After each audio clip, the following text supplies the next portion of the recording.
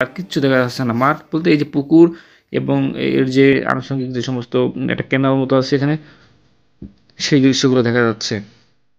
আর বিস্তৃত মানে আকাশটা মানে এখানে আপনি বিকেলবেলা এসে হাঁটবেন, বন্ধু-বান্ধব নিয়ে আসবেন, ফ্যামিলির লোকজন নিয়ে আসবেন। মানে অনেকে আসছে দেখছেন আপনারাও। সবাই আসলে এই জায়গায় বিশেষ করে চাঁদপুরের মানুষরা অনেকেই এই জায়গাটা বেছে নেয় একটু বিকেলের ভালো একটা সময় কাটানোর জন্য পরিবারকে নিয়ে সবাই মোটামুটি আসে। যারা একটু ঘুরতে পছন্দ করে, প্রাকৃতিক সৌন্দর্য উপভোগ করতে চায় এবং বাইরে থেকে তো আসে। যেমন আমি আ ঝিনাইদহ থেকে আসছি, আমার যে সদর উপজেলা। সেখান থেকে আমি কোটচাঁদপুরে আসছি। কোটচাঁদপুরে আসছি মূলত একটি কাজ ছিল। সেই কাজটা সারার পরে দেখলাম হাতে কিছুটা সময় আছে। তাই ভাবলাম ১২টা দেখে যাই। এর আগেও আসছি। আ ১-১.৫ বছর আগে এর আগে একবার আসছিলাম। আ তখন আমি নৌকা ভ্রমণ করছি। বেশ ভালো ছিল নৌকা ভ্রমণটা এবং মেক্সিমাম আসলে আগে নৌকা ভ্রমণটাই করে।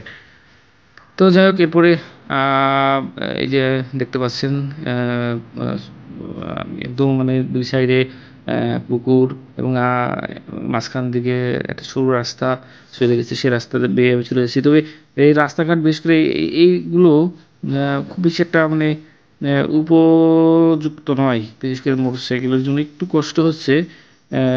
আসলে অফ-রোড তো, তারপর ভাঙাচোরা আছে বিভিন্ন সংস্কার করে না। তবে এটা ঠিক না। এই জিনিসগুলো আরও ভালোভাবে সংস্কার করে রাখা দরকার। এটা গবেষণার কাজে ব্যবহার করা উচিত।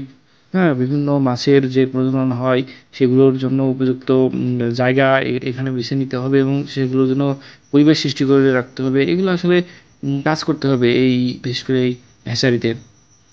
এখানে আসলে যারা মৎস্য বিজ্ঞানী, হ্যাঁ? তাদের একটি গুরুত্বপূর্ণ অবদান থাকবে বলে আমি মনে করি এবং তারা রাখবে। আমি সেই আশাই জ্ঞাপন করি। তবে কিছুটা হলেও আমি একটু মর্মাহত হইছি কারণ বেশ কিছু জায়গায় আসলে যেভাবে অব্যবস্থাপনা আ রয়েছে আমার আসলে ভালো লাগে না। কারণ এত সুন্দর একটা আ আ রিসোর্সের একটা আধার আমার কাছে যেটা মনে হয়, সেই রিসোর্সের আধারটাকে এভাবে এ মানে সীমিত পরিসরে ব্যবহার করার কোনো সুযোগ এখানে রাখা উচিত নয় বলে মনে করি। এখান থেকে অনেক কিছুই করা সম্ভব। সেটা অবশ্যই সরকার দেখবে এবং এটা আসলে পুরোটাই সরকারি মালিকানায় রাখা উচিত। সরকারিভাবেই এটা দেখাশোনা করা উচিত। সরকার দেশের মানুষের কথা চিন্তা করেই কাজ করবে। কিন্তু যখন কেউ ইজারা নেয়, তখন কিন্তু আসলে সে ওই দেশের মানুষের কথা ওইভাবে চিন্তা করবে না। সে শুধু মাছ নিয়ে চিন্তা করবে যে আমার মাছটা আমি কতটুক লাভে বিক্রি করতে পারবো। হ্যাঁ, মাছের জন্য মাছ উৎপাদনের জন্য আমি যা ইচ্ছা তাই করে ফেলাবো। এইভাবেই বাওড়গুলো আসলে নষ্ট হয়ে যাবে একটা সময়। তারপরে তো অনেক সময় ধান্দা থাকে বাওড় নষ্ট-টষ্ট করে মোটামুটি ভরাট-টরাট করে এগুলো ভোগ দখল করারও একটা প্রবণতা থাকে। ওই জিনিসগুলা থাকবে না। এই সরকারি জিনিস সরকারিভাবেই আসলে এইগুলোর পর্যবেক্ষণ করা উচিত। এই যে এগুলো দেখেন কি অবস্থা হয়ে গেছে। এইগুলো সুন্দর হয়তো ড্রেনেজ সিস্টেম ছিল কিংবা ক্যানাল ছিল, কিছু একটা ছিল আমার ডান পাশে। এগুলো হয়তোবা এখন নাই। তবে এটা আরো আ বিস্তৃত করে ব্যবহার করার দরকার ছিল বলে মনে করি। তবে এই পুকুরের সৌন্দর্য দেখার জন্য আপনাদের ওই যে টাইমটা বেছে নিতে হবে সেটা হলো বিকালের ওই টাইমটা। বিকাল মোটামুটি ৩টার পরপরই এখানে লোকজন আসা শুরু হয়। আপনারা আসতে পারবেন। তবে পরিবারের লোকজন থাকলে আপনারা বেশি ভিতরের দিকে আসার দরকার নাই। কারণ ওদিক থেকে এখানে অনেক দূর। বা somehow যদি কোনো দুর্ঘটনা ঘটে তাহলে আপনি দেখা গেল বিপদে পড়তে পারেন। তো সেক্ষেত্রে আমি মনে করি যে এত দূর আপনার আসার দরকার নাই। যারা ফ্যামিলি নিয়ে আসেন তারা ওই সাইডেই থাকবেন এবং ওখান থেকেই পুকুরের বেশ কতগুলো পুকুর পাবেন। ওখানে মোটামুটি সবাই একটু চলাচল করে। এইদিকে বেশি একটা লোকজন আসে না। আমার মোটরসাইকেল ছিল বলে আমি এত ভিতরে চলে আসছি। মানে আমি পুরোটা দেখার ইচ্ছে ছিল। আ এইজন্যই আমি মোটামুটি ঘুরে আসি। তাও তো আমি পুরোটা ঘুরতে পারি নাই। যতটুক পারছি জাস্ট ততটুকুই একটু আপনাদের দেখালাম। তবে এখানকার যে পুকুরগুলা দেখছেন, পানি দেখছেন ভালোই পানি হয়েছে। হ্যাঁ, এখান থেকে আসলে আ অনেক কিছুই করা সম্ভব।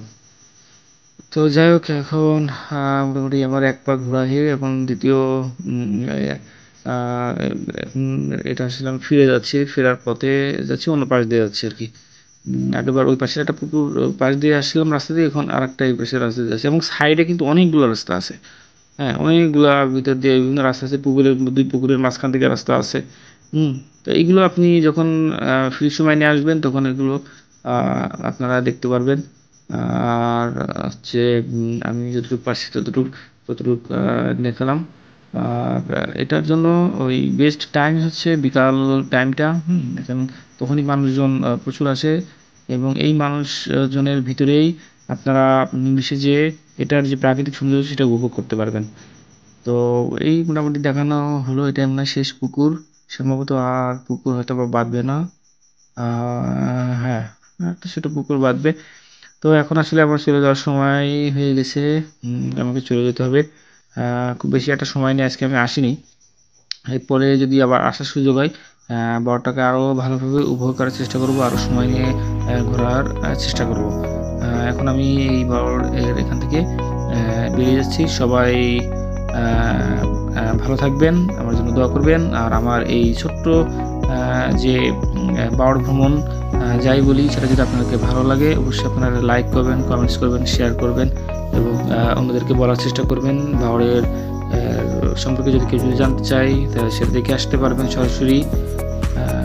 বাওড়ের প্রাকৃতিক সৌন্দর্যটা ভালো, একটু নষ্ট হলো, তারপরে এখনও এর সৌন্দর্যটা ভালো আছে। ঠিক আছে, সবাই ভালো থাকবেন, আমার জন্য দোয়া রাখবেন। ওকে, আসসালামু আলাইকুম।